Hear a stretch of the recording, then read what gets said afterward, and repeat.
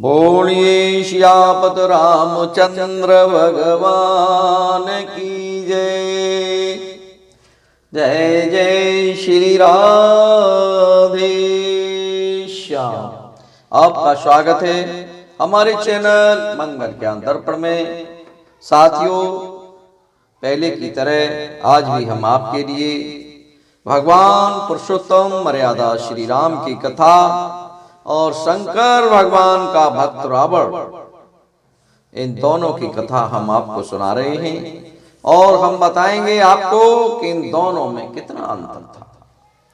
जो मेरे नए साथी मेरे चैनल से जुड़ रहे हैं उनसे निवेदन करूंगा मेरे चैनल को सब्सक्राइब अवश्य कर लें, वीडियो को लाइक करें, बेल आइकन की घंटी को भी अवश्य दबाएं।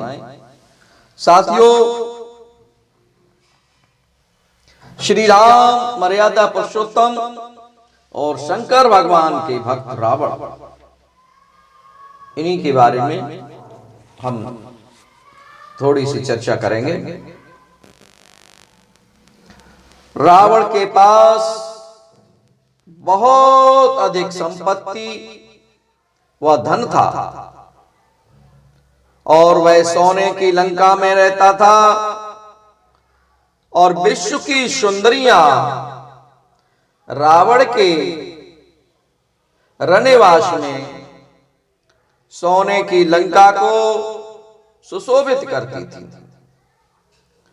और छोटे छोटे राज्यों के राजा भी रावण की जय जयकार करते थे।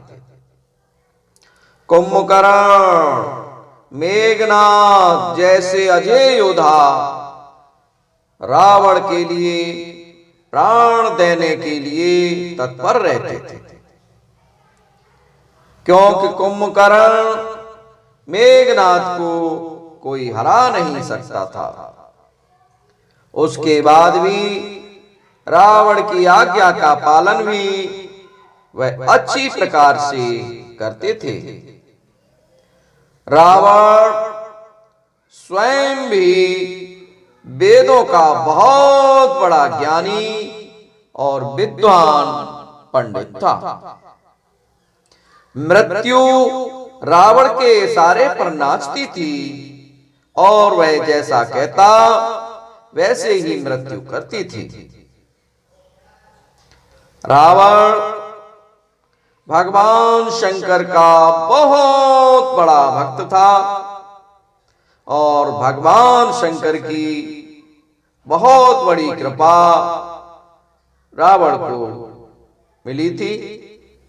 उन्हीं के आशीर्वाद से रावण इतना बड़ा विद्वान बना। साथियों, रावण भगवान शंकर को प्रसन्न करने के लिए अपने हाथ से ही अपना सिर काटकर भगवान शंकर को अर्पित कर देता था।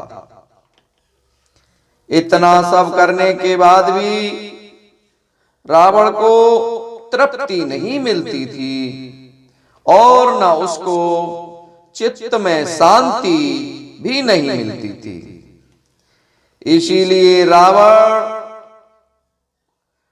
निर्बल राजाओं का धन व उनकी सुंदर स्त्रियों का हरण करके अपने विलास गृह में लाकर डाल देता था।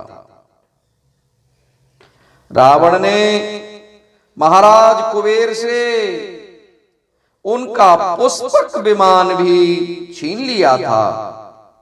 और साथियों, आप सबको पता है कि हमारे प्रभु श्री राम की पत्नी जगत जननी महारानी सीता जी का हरण करके तो रावण ने सभी प्रकार की मर्यादा तोड़ दी थी।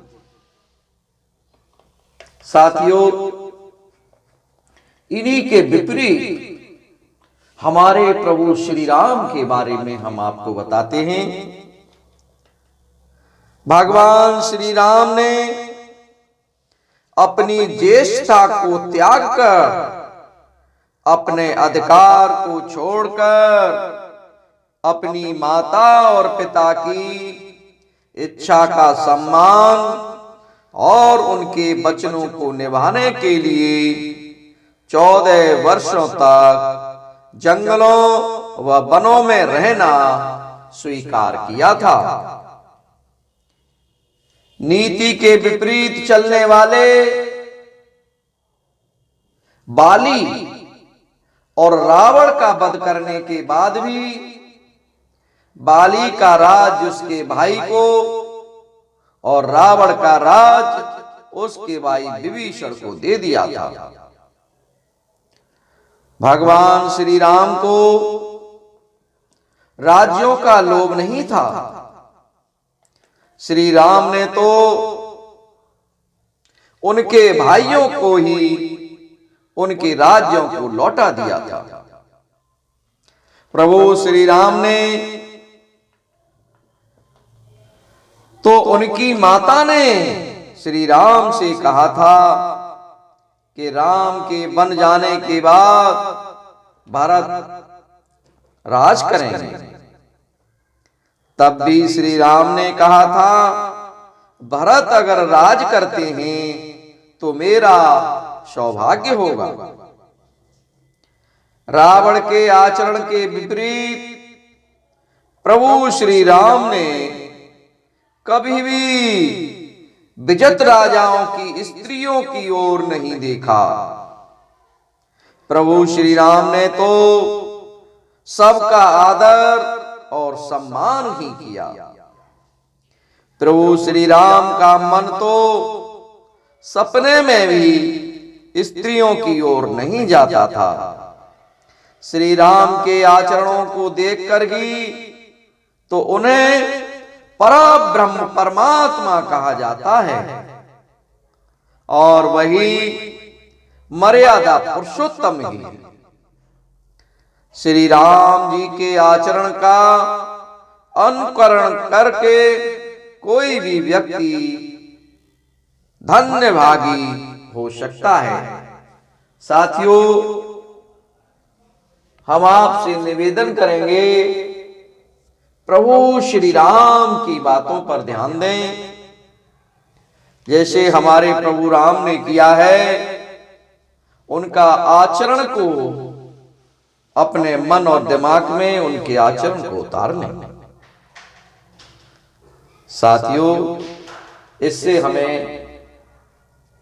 भवसागर से पार करने के लिए एक रास्ता मिल जाएगा और प्रभु श्री राम के नाम का जाप करें। उनके जाप करने से ही हमारा कल्याण होगा। साथियों, आज हमने प्रभु श्री राम की कथा आपको सुनाई। अगर ये कथा आपको पसंद आई हो तो मेरे चैनल को सब्सक्राइब, वीडियो को लाइक अवश्य करें। बोलिए सियापत रामचंद्र भगवान की जय।